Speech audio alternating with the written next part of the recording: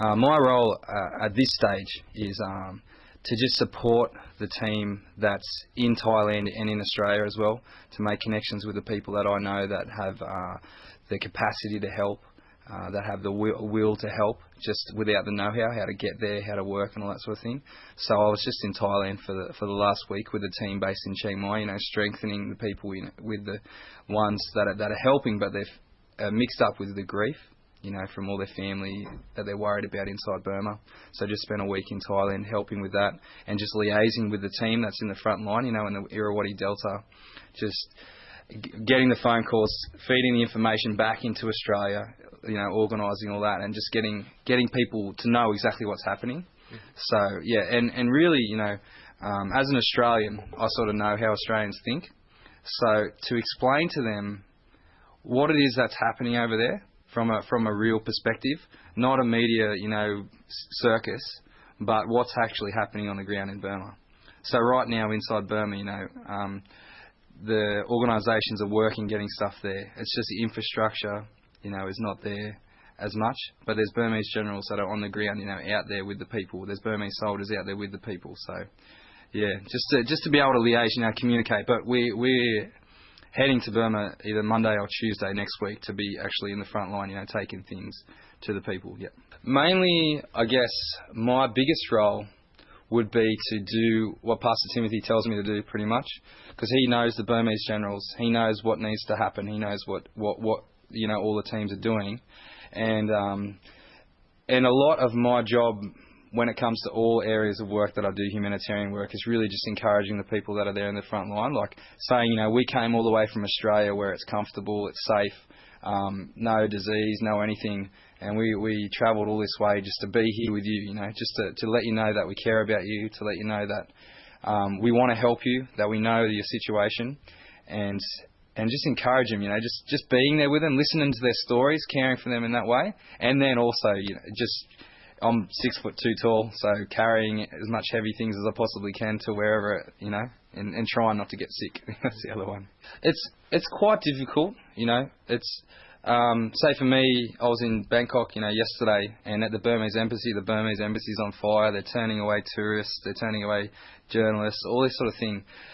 Not because they don't want people to come, just because the situation is just it's a big mess. And so what we need to do is just focus on the people. Whatever you possibly can do, forget politics, forget policies, all that sort of thing. Work and work to get to where the people are at. If that means you just go to Bangkok and encourage those that can get in there, or if that means we're Christians, so we're praying for the people as well.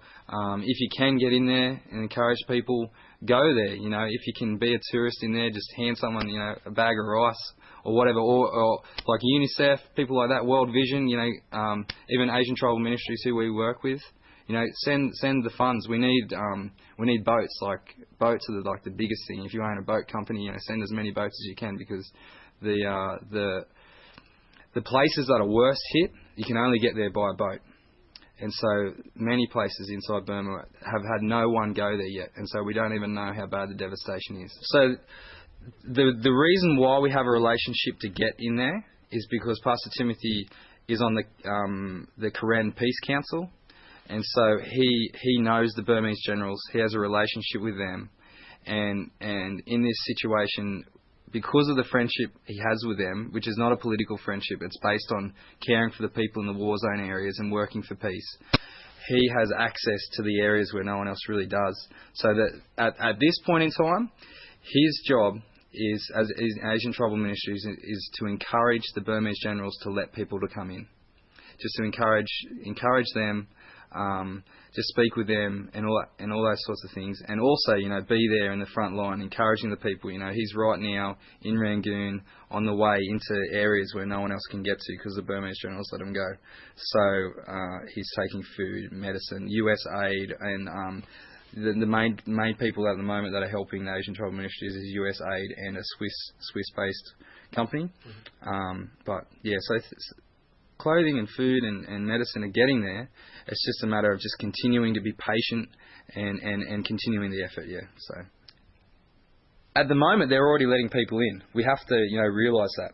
They're letting people in, but only to a certain place. They're letting aid in, but only to a certain place. And what most people aren't seeing in the media is the Burmese generals, not in their big mansions, sitting there, eating all their food. They're actually going to the front line where the people are. And the Burmese soldiers are building tents for the people because the monsoon rain's coming there. So I really believe that the relationship he has is continually, each day that goes past, they're going to let more people in, they're going to let more aid in.